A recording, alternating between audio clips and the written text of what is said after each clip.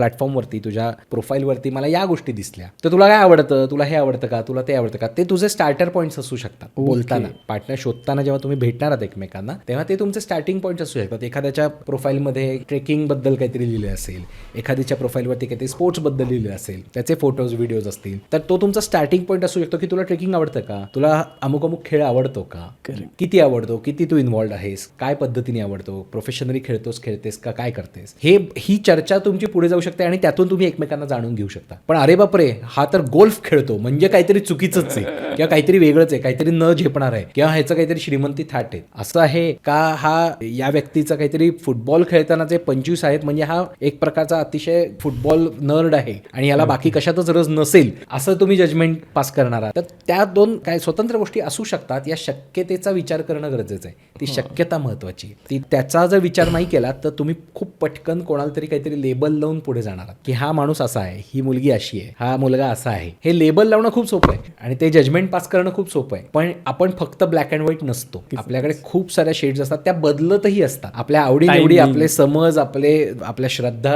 सगळ्या गोष्टी बदलत असतात. त्यामुळे त्या बदलू शकतात, बदलत असतात. काल जे होतं ते आज असेल असं नाही. आपण जुने आपले सोशल मीडियावरचे फोटोज काढून बघितले तर आपण म्हणतो की हा फोटो मी का बरं शेअर केला असेल, कारण आपल्या आता सेन्सिबिलिटीज बदलल्या, आता आपला विचार बदललाय, आता काय चांगला फोटो हे बदललेलं आहे. करेक्ट.